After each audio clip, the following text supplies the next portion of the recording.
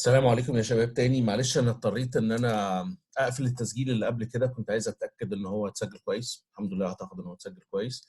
وفي نفس الوقت كان جالي تليفون من احد الاشخاص اللي انا طلبت منهم انه يكون متاح بالنسبه لكم تعملوا معاه انترفيو بهدف انكم تكتبوا الفاينل بيبر بتاعتكم. هو صديق من وزاره الخارجيه، فان شاء الله هيبقى في بحاول ان انا اعمل قائمه كويسه من الشخصيات اللي ممكن تعملوا معاهم virtual interviews او تعملوا معاهم مقابلات من غير ما تحتاجوا تروحوا المنظمات طبعا في ظل الظروف الحاليه.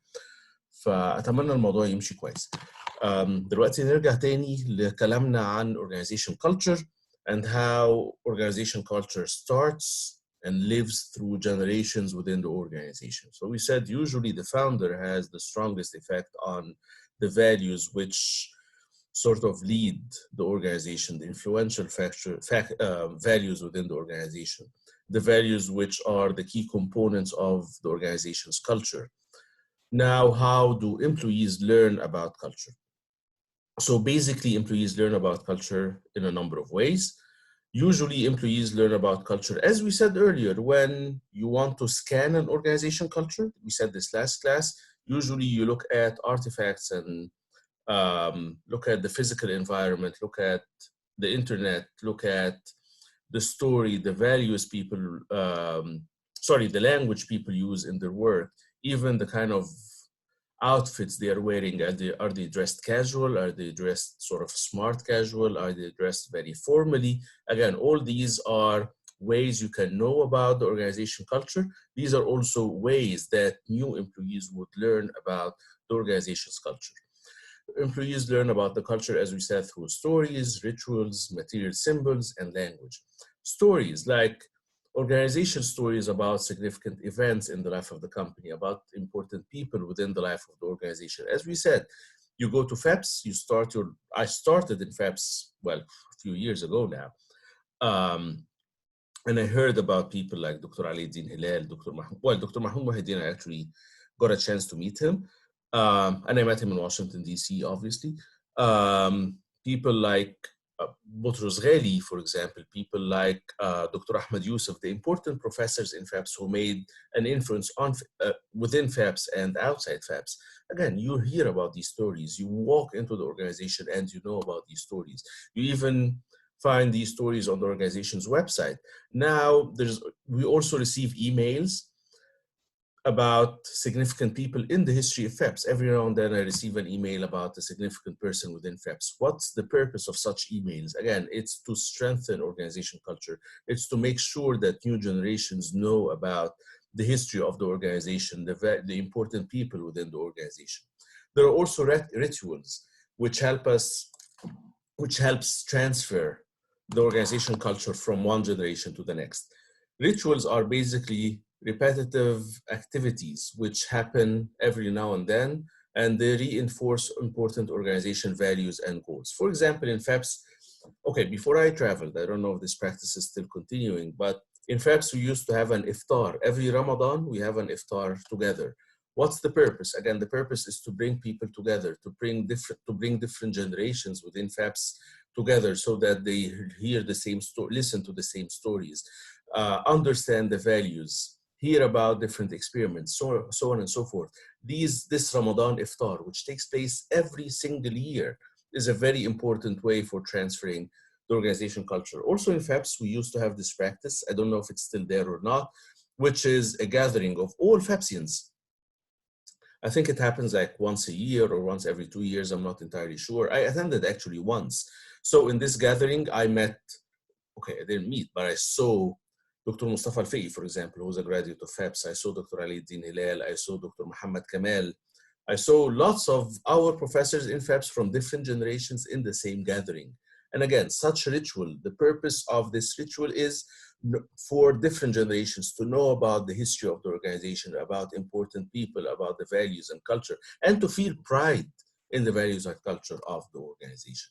So people and employees learn about the organization's culture through stories, rituals, and other avenues, including, as we said, material artifacts and symbols. Again, we said in FEPS, for example, we see photos of, the first two cohorts in FEPS, 1963 and 1964. You find these photos in the first floor of FEPS. What's the purpose of such photos? Again, to convey the sense of pride in the organization's history. Again, material artifacts and symbols, they're everywhere. So for example, risk-taking, you might find in certain organizations like, I don't know, photos or symbols or statues which convey, the belief in taking risk and, starting new initiatives and so on and so forth. There's also the language. Many organizations or units within an organization, they have their own language. This is why usually newcomers would have hard time at the beginning understanding what these people are saying, but then by time, things would be easy. For example, you find in some organizations which believe in like being very professional, technical, fast going, you find people say, I want this on my office ASAP.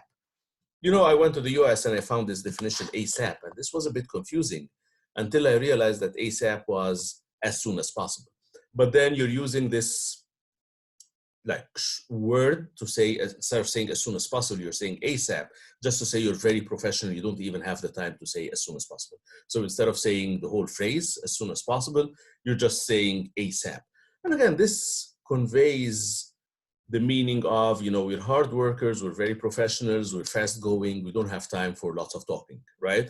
So again, usually newcomers will find difficulty understanding what this jargon means. Jargon is like the very technical language, which is difficult for outsiders to understand. This is what jargon means. Most organizations would have their jargon, but then by time newcomers will understand this jargon, and then they will become part of the group. Okay, one of the very important cultural values and norms that organizations nowadays want to install in their employees is the value of innovation and creativity. We're living in a fast-moving environment, in a fast-moving world. Every day there are new innovations, there are new ideas. You want to catch up, you don't want to stay behind. And the question is, how can you install such a culture within your organization? The advice is, again, make sure that you understand the values you want, make sure that there are consistency between the values you want to install in your employees and the behaviors you're showing your employees. Make sure that the physical environment is conducive to employees voicing their ideas, voicing their concerns. Make sure that people have time to debate respectfully. People can disagree. Make sure that there's time for humor, there's time for crazy things to do, because you want people to loosen, you want people to open up. And again, you have to make sure that your behaviors are in conformity with the values you're cherishing. Make sure that employees are free. Make sure that the environment is conducive, not only to innovation per se, but the environment is conducive for people to be who they are. Make sure that the environment is conducive for people to speak up their minds. This is sort of the overall approach to creating an innovative culture. So the advice is challenge and involvement. If you want to create an innovative culture, ask yourself, are employees involved in and motivated by and committed to the long-term goals and success of the organization? Employees have to, the first step in any success of any organization is make sure that the employees within the organization are part of the organization. They feel a stake in the success of the organization. Are they challenged enough? Are they involved enough? Do they feel that the success of the organization is part of their success? Again, look at companies like Apple, look at companies like, what else? Microsoft. Employees are shareholders. Employees will gain a lot of money if the company succeeds, but they also gain lots of recognition if the company succeeds. So again, are employees involved, motivated, and committed to the long-term goals and success of the organization? You know, honestly, when I take Swivel, for example, I'm always very impressed when I see the drivers, the bus drivers. They're very committed to the organization's culture. They're very committed in The organization in Swivel, they say, okay, they make a lot of money from Swivel, at least compared to their original income. So they're making a good amount of money. This is why they're committed. But they also feel that they are part of a new experiment. They're part of elevating the status of public transportation. Now they're not only bus drivers, they are, part of this elite group who serves people from different parts of Cairo, reach their jobs. They have a message to perform. So again, are employees challenged and involved in the organization? Freedom. Can employees independently define their work, exercise discretion, and take initiative? The thing is, if you want innovation, people should have more control over their jobs. People should have the ability to define their jobs, to define their success. Again, you have to have trust in your employees if you want to install an innovative culture. In other words, Frederick Taylor is great, he doesn't work here. If you want innovation, you might want to rely more on Elton Mayo and the Hawthorne studies, not on Frederick Taylor, right? Give employees more space. Speaking about theory X and theory Y, you should be a theory X manager. You should believe in your employees and trust them. So again, trust and openness. Are employees supportive and respectful of each other? So employees, that group of employees, again, think about the Hawthorne studies and think about theory X and theory Y. Freedom and respect and trust. This is very important if you want employees to be innovative. Idea time. Make sure that employees have time to elaborate on new ideas. Again, I might have wonderful ideas in an organization which just does not care. If you're a manager in an organization who want this organization to be innovative, you have to make sure that your employees have time to debate their ideas. Again, this time can be created in different ways. They can have coffee time. They can have a lunch break. They can have a weekly meeting with their manager just for 1 hour maybe to discuss new ideas. Whether it's a coffee break, whether it's a lunch break, whether it's a weekly meeting with top managers, the lesson is people should have time to voice new ideas and to discuss new ideas. The other thing is playfulness and humor. This is not something to take lightly. If you want employees to feel that they are in a relaxed environment, they need to feel this, they need to feel relaxed because they need to voice their ideas without being concerned about repercussions. Some companies would actually have some space for people to play like mini golf, or some other corporations would even have bigger space for people to hang out and play sports. Actually, on campus, I was very happy to see El Malab, where we used to have our class, because there are like tennis courts and there's a place to do some jogging, some running, which I think is great. This is good opportunity for people to feel that they are in an interesting environment. I was actually planning on doing some exercises in El Malab, but it just didn't work this semester, hopefully next semester. The other thing is conflict resolution. If you want an environment where people discuss their ideas, you should expect to find conflict. Again, one person would be liberal, the other conservative. One person would speak about a new project to allow kids to play new video games, while the other person is a parent and he does not like his kids to use video games. So again, you have to know that if you have an open environment, you will have conflict. The thing is, conflict is not a problem as long as you have mechanisms for dealing with problems and resolving conflict when it appears. Resolving conflict in a good way. So the question is, do individuals make decisions and resolve issues based on the good of the organization? This is the key. Are there avenues for conflict resolution which makes sure that the good of the organization is being protected? Okay, what avenues for conflict resolution do you have? Do you have adjudication mechanisms? This might be too formal. However, managers might every now and then, discuss issues with their employees. They might say, you can email me at any time if you have problems, and I would be very happy to meet you and, speak about whatever challenges you're having at your work. Maybe you'll have events where everyone would sort of team building events, like taking all your employees, go to Alexandria or go to Hurghada or Sharm el-Sheikh or something of that sort. Make sure that people live together in an environment where they can discuss their differences and make sure that whatever resolution they would reach is in the good of the organization. Again, debates. Are employees allowed to express opinions and put forth ideas for consideration and review? If you're putting forth ideas, make sure that you have to make your case and expect others to make a counter case. And the manager should make sure that there's a healthy debate taking place. Finally, risk-taking. Do managers tolerate uncertainty and ambiguity? If you have a new idea, things will be uncertain for quite some time. Let's take an example. I want to establish a new program in FEPS which teaches students about conflict resolution. Okay?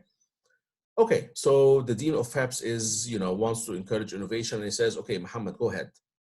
Okay, this program will not work tomorrow. I need to design the program. I need to hire professors. I need to buy textbooks. Probably working on this project would at least take 6 months. And then you need another 3-4 months for marketing. So basically we have a new program for conflict resolution. I have to put ads on the newspaper, and I have to put ads on the internet so that I will have new students who want to come to FEPS to study conflict resolution. It's going to take at least a year to implement such an innovative project. The question is, during this 1 year, there's going to be lots of uncertainty. The dean will be sitting in his office. He does not know for a whole year whether this new program will succeed or not. You're spending money, or allocating resources, you're allocating time for a project that you don't know, is this going to succeed or not? The lesson is you have to tolerate uncertainty if you are a manager who wants to install a culture of innovation. Okay. Now, my final question here before leaving is, why is culture important? Again, culture determines everything within the organization. It determines organization behavior, whether the organization is going to be innovative or anti-innovation. It's going to say whether the organization can survive in an uncertain environment or not.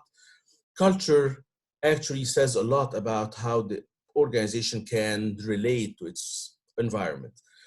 Okay. In this course, we said that we're focusing on 4 key functions of management: planning, organizing, leading, and controlling.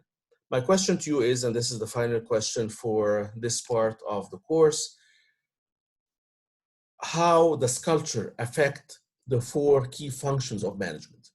So as we said, culture are the values, norms, behaviors, which determine how the organization would react in different situations, how the organization would create an environment that is conducive to employee satisfaction and growth, or a culture which is conducive to employee dissatisfaction and, I don't know, just being apathetic.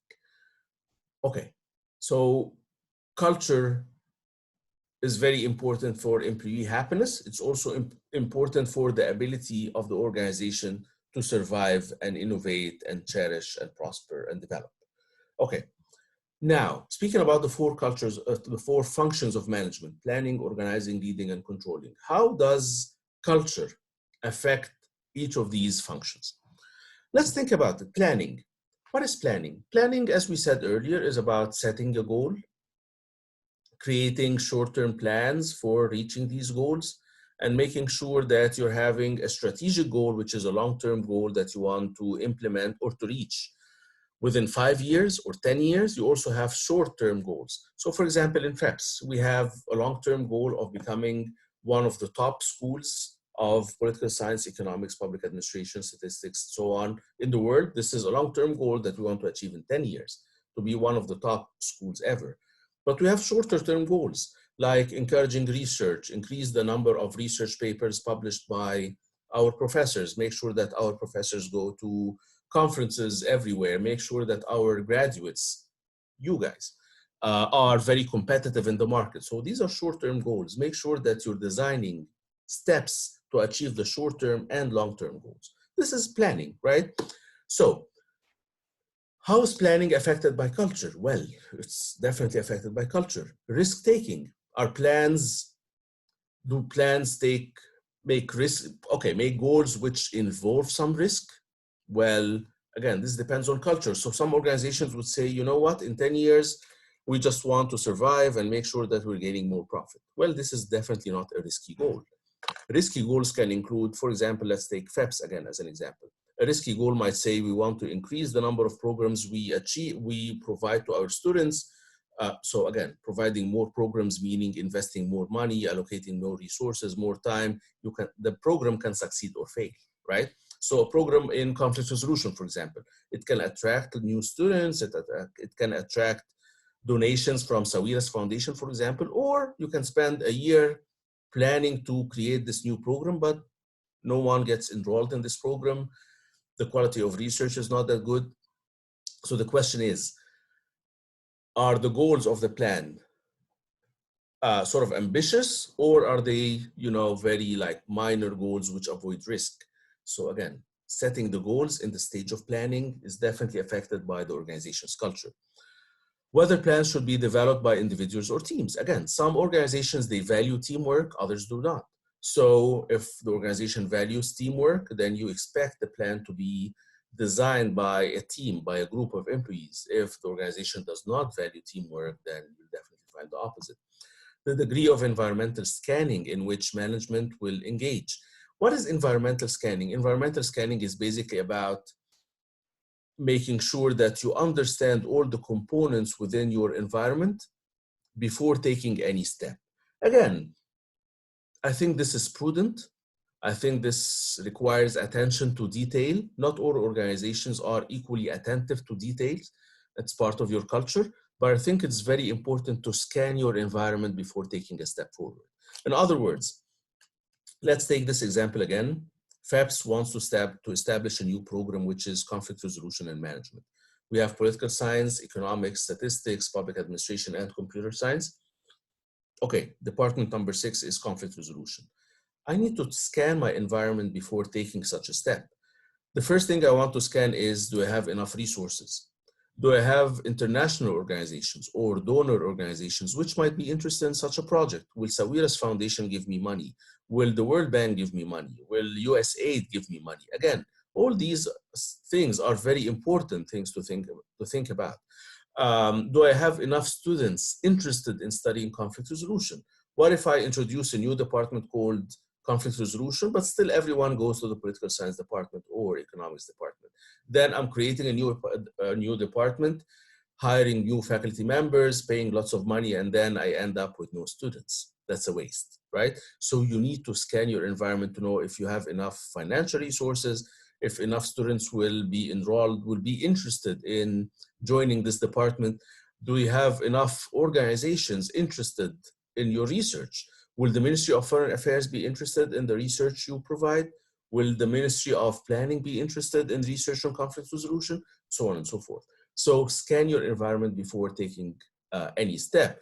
And the degree of environmental scanning will depend on the culture of the organization. The second component of management, or the second management function that we will study in this course, is organizing.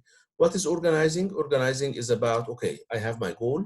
So the thing is, I'm going to create different tasks. I'm going to hire people to perform these tasks. And then I'm going to establish channels of communication between the different components within the organization. We mentioned the example in our class of MUN and MAL. You have the organization committee, you have the academic committee, you have the president, and then you have different other subcommittees. This is basically organizing, right? You said in order to have the best simulation ever, I need to have these functions performed. So I created these different committees, I staffed them with the right people, and then I created channels of communication between all these components. So the organizing committee should speak to the academic committee once a week. There should be a briefing from each committee presented to the other. And then the president should have, again, a weekly meeting with the head of the organization committee and the head of the academic committee, so on and so forth. These are the channels of communication. How is this affected by culture? Well, how much autonomy should be designed into employee jobs? So the head of the organizing committee, how much autonomy will he or she have? Will you state everything that the head of the organizing committee should do? In other words, you wake up in the morning, you perform task A, task B, task C, and then by the end of the week, you provide a report, full stop. Well, this is a very rigid structure or job definition, which does not allow for autonomy. Other people would allow lots of autonomy for employees to define their jobs, define their success, take different steps as needed by the changing circumstances. Whether tasks should be done by individuals or groups. Again, some cultures cherish teamwork, others do not. So the question is, what about the balance between individual work and teamwork will be determined by the organization's culture. The degree to which department managers interact with each other. Again, some cultures just perceive people as working in isolated islands. People, some cultures, some organization cultures don't cherish teamwork and don't cherish people working together. Probably this is the classical bureaucracy, right? Well, I'm asking a question saying right, but there's no one in front of me. I hope this doesn't sound stupid, because at any time you can email me or ask for a Skype meeting and then we can definitely talk. Okay, from my perspective, I think typical bureaucracies the sort of Weberian bureaucracy would be like, people working in isolated islands. In other organizations, people care about, establishing channels of communication between all employees. A friend of mine actually works in Vodafone, and he said, and he tells me that every few months, there's a team building activity, team building event. They would just travel for a week to go somewhere and then live with one another for a whole week in Hurghada or Sharm el-Sheikh or whatever. What's the purpose? Get to know everyone within your organization as individuals. So when you come back to work, it's going to be very easy for people to speak to one another from different departments and then get the work done in a team manner instead of in an isolated islands manner, right? Leading. What is leading? Leading is about inspiring people. Is about making sure that all efforts are directed towards reaching the organization goal. As I said in the previous class, and I don't know if you're convinced or not, but the reason why I left my apartment, I went to FAPS, and I was there face to face, is to say, okay, I want to say that we are still, again, we don't see each other face to face, but I'm still interested in making sure that you'll have a wonderful experience in this course. And I wanted to show this commitment through my behavior. Well, this is leadership. I was very happy to see that President Abdel Fattah al-Sisi appeared on TV in this meeting with a few Egyptian women, and he spoke about the crisis, the corona crisis. I think this is leadership. Face the people, mobilize the people, tell them the facts, lead by example, tell people that yes, we're in tough times. See, again, if you look at Abdel Fattah al-Sisi's meeting with all these women, and I forgot the occasion, the people were sitting down together, but they were far apart. Social distancing. Again, through your behavior, you're inspiring commitment. Donald Trump, every day, every single day, he would appear in front of journalists and speak about what the US is doing to counter the coronavirus, speaking about the efforts, and answering questions. Again, all this is leadership. It's about, saying, I'm here, I'm in charge, I'm responsible even if problems happen. I'm leading by example. Let's work on this together. We're going to pass all difficulties. Here's my plan. Everyone is involved. This is leadership, right? So how's leadership affected by organization culture? The degree to which managers are concerned with increasing employee job satisfaction. Some leaders just don't care about people. Some people really, all what they care about is people. And again, this is part of culture. When Donald Trump appears in front of cameras every single day, yesterday actually, the British Prime Minister, I forgot his name, he also appeared in front of cameras to speak about the coronavirus. President Abdel Fattah al-Sisi did the same. Again, this is leadership. We care about the people. I don't speak about my politics in class because I think you should develop your own ideas. My ideas don't matter. You should think for yourselves. But honestly, I was happy that President Abdel Fattah al-Sisi, said, all what we care about is the people. We don't care about any economic or financial losses. We're going to stay at home. We're going to protect our country and the lives of our citizens. This actually means a lot. And it's part of culture, and the culture that this president wants to install in the people. What leadership styles are appropriate? Do you believe in authoritarian leadership where the leader says go in this direction, so everyone has to go in this direction? Or do you believe in democratic leadership where the leader consults everyone and the leader decides to make a decision based on consultation? Again, leadership style definitely depends on culture. Whether all disagreements, even constructive ones, should be eliminated. Some people, some leaders believe that, I don't like differences. Just eliminate disagreements. Let's all share the same idea. Let's all go in the same direction. I think this is very dangerous. Some other leaders believe in disagreements and believe in the value of difference.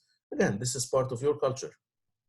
In democratic cultures, people cherish differences. They cherish their differences.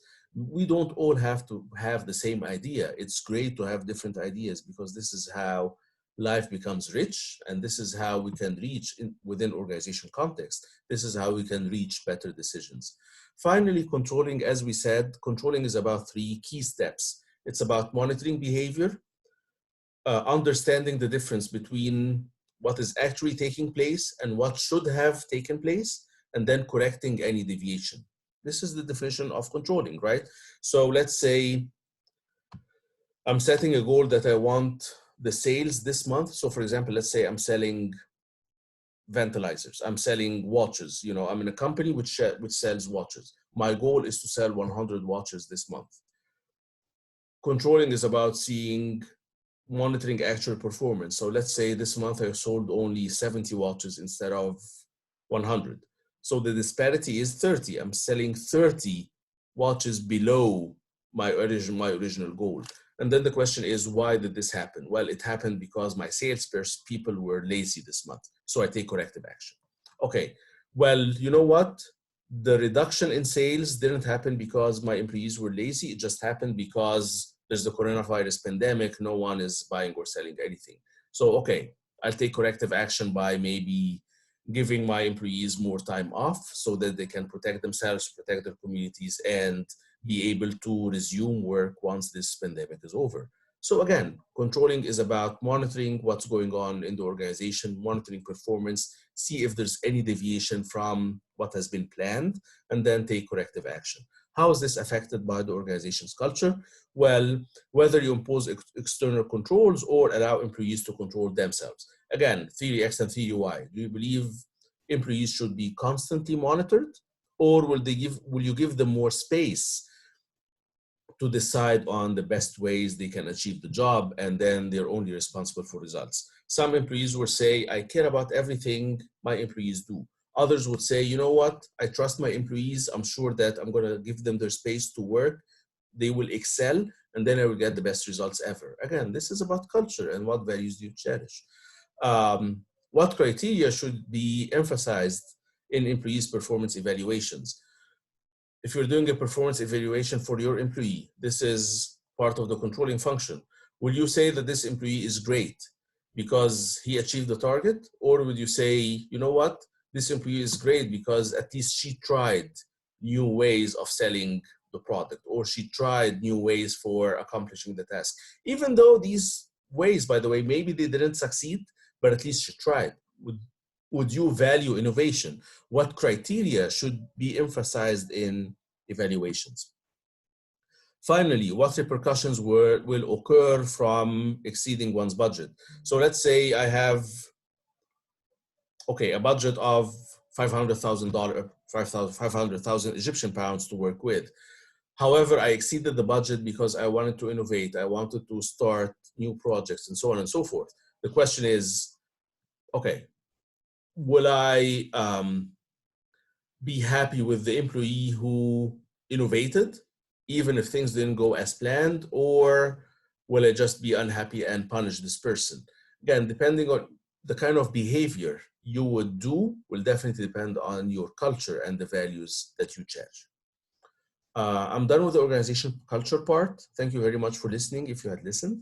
But I'm sure I really enjoyed the few classes we have together, and I have lots of hope that, again, this semester will still be one great semester. I always enjoy, again, always enjoy talking with you. I always enjoy listening to your questions. If you have any questions, please email me. If you want to meet by Skype or Zoom or whatever, let me know. Soon enough, hopefully tonight, I will send you the list of people you can refer to if you want to interview someone for your final research paper. You still have to do the research paper. Hopefully, by hooking you up with these people, your lives will be easier, and it's going to be easier for you to do your interviews and then write the final research paper. Again, stay safe and be in touch, and I will talk to you soon with Tuesday's class. Thank you very much.